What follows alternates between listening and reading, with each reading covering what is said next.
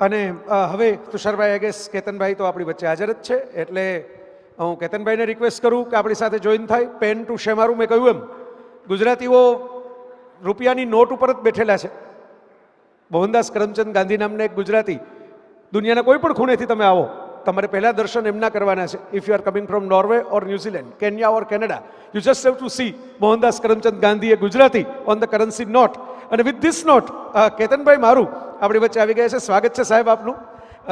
Nice meeting you again. આવો આવો. કેતનભાઈને અમે તો જમતા જમતા પણ એક સેશન કરી લીધું વાતો કરવાનું. Is a very sweet Tokar અને વેરી હમ્બલ ગાય. ગુજરાતીઓનું આ લાક્ષણિકતા તમે જયંતિભાઈમાં પણ જોઈ હશે.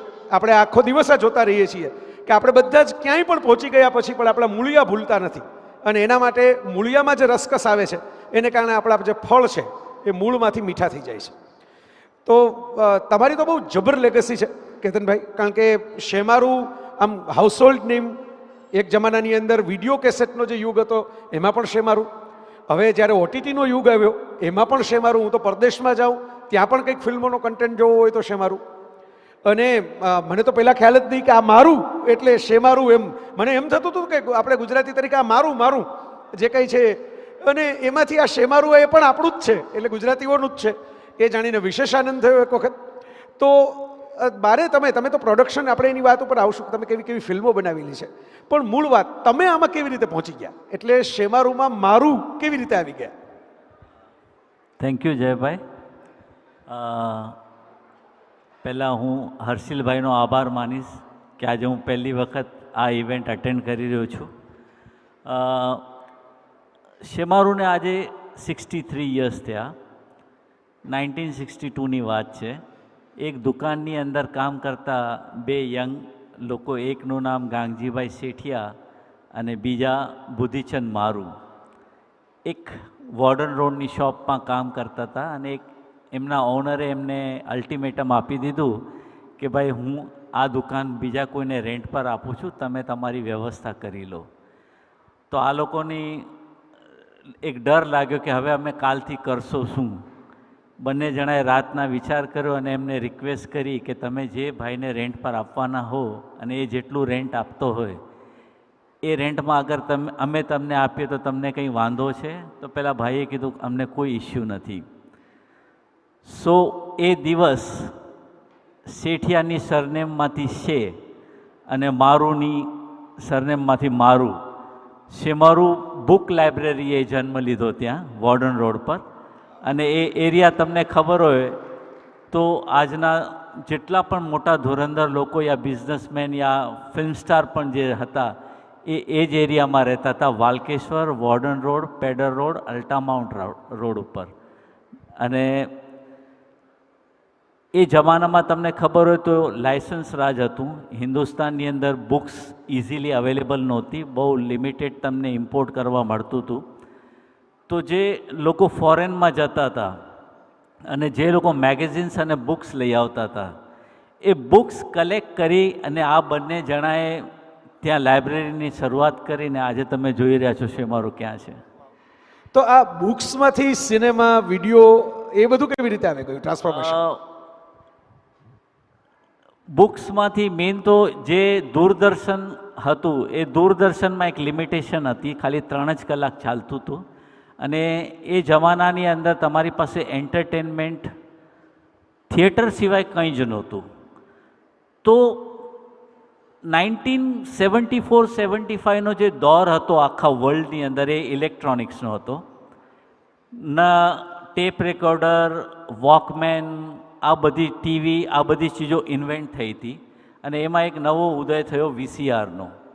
અને વીસીઆરના જન્મ પછી જે લોકો ફોરેનમાં વસતા હતા અને જે ફોરેનમાં ડિસ્ટ્રીબ્યુશનના રાઇટ્સ જેને અપાતા હતા એ લોકોએ ત્યાં હિન્દીની અંદર VHS પર કેસેટ રિલીઝ કરવાનું ચાલુ થયું, જેમાંથી ગલ્ફ કન્ટ્રી અને UK.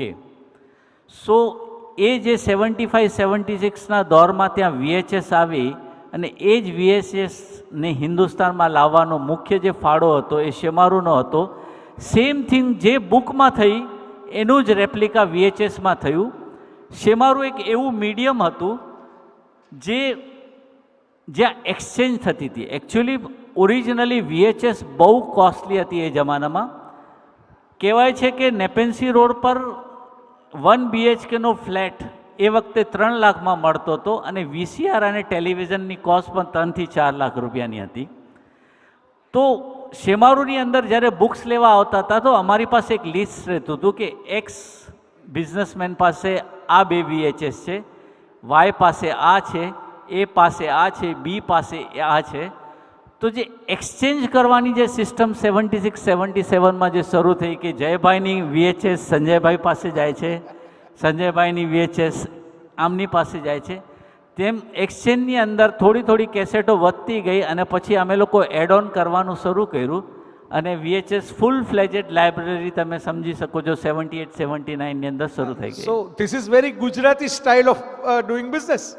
એ એકબીજાની સરસ રીતે મદદ શું કરવી અને એમાંથી આપણે કેવી રીતે એક પોતાનો ધંધો પણ જમાવી લેવો. ત્યારે આખી ઇન્ડિયામાં કોઈ જ લાઇબ્રેરી નહોતી. શેમારૂ વોઝ ધ ફર્સ્ટ લાઇબ્રેરી. ક્યાં વાત, તમે ઘણામાં ફર્સ્ટ છો.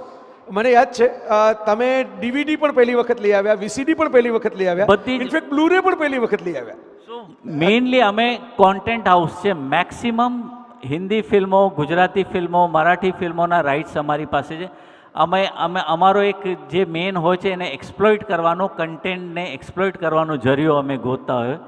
જ્યારે કેબલ ટેલિવિઝન આવ્યું અને ટીવી ફેસ આઉટ, આપણે VHS ફેસ આઉટ થવા લાગ્યું તો અમને ડર લાગ્યું કે નેક્સ્ટ શું કરશું. તો અમે લોકો લેઝર ડિસ્કને લઈ આવ્યા.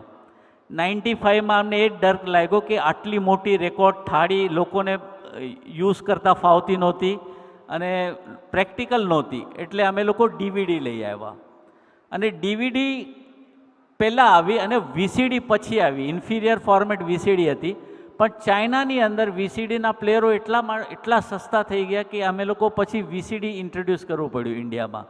એના પછી અમે લોકો 98માં હોમ થિયેટર સિસ્ટમ લઈ આવ્યા, ડોલ્બી પ્રોલોજિક સિસ્ટમને. સો ઘણી બધી ચીજોમાં અમે લોકોએ પહેલાં ટ્રાય કરી છે અને પહેલાં પાયોનિયર્સ રહ્યા છે.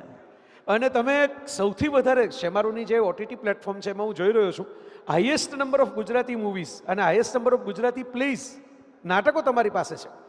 તો તમને શું લાગે છે ગ્લોબલ ગુજરાતીઓ, અહીં આપણી પાસે લગભગ 40 દેશોના ગુજરાતી પ્રતિનિધિઓ છે, એ ગુજરાતી કન્ટેન્ટ કેટલો જુએ છે અને કેટલો રસ પડે છે ગુજરાતી કન્ટેન્ટમાં?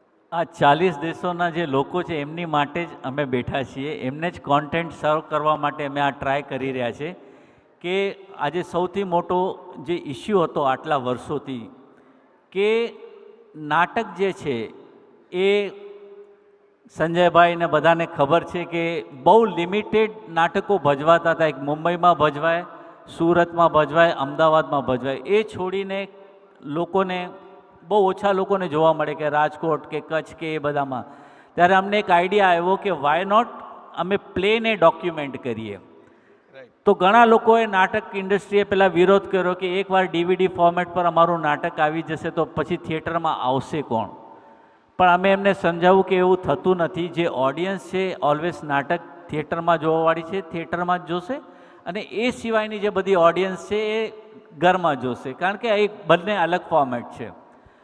તો એ જે અમારી ટ્રાય હતી નાટકોને ડોક્યુમેન્ટ કરવાની 2002થી એ આજ સુધી ચાલુ છે. અમે અત્યાર સુધી મેક્સિમમ 350 થી 400 નાટકોને અમે ડોક્યુમેન્ટ કરી લીધા છે અને એ વર્લ્ડ વાઇડ પહોંચાડવાની જવાબદારી અમારી હતી. તો અમે DVD ફોર્મેટ અને બ્લુરે ફોર્મેટ પર પણ આપ્યું, પણ એના કરતાં જે બેટર અત્યારે ફોર્મેટ ચાલે છે સ્ટ્રીમિંગ, જેનાથી આખી દુનિયા જોઈ શકે છે.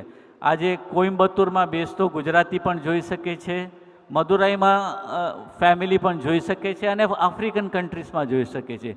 એટલે તમે સમજી શકો છો કે એક ગુજરાતી આજે કોઈ પણ ખૂણેથી, વર્લ્ડના કોઈ પણ દુનિયાના ખૂણેથી સ્ટ્રીમિંગ દ્વારા ગુજરાતી પ્લેસ, ગુજરાતી મૂવી જોઈ શકે છે.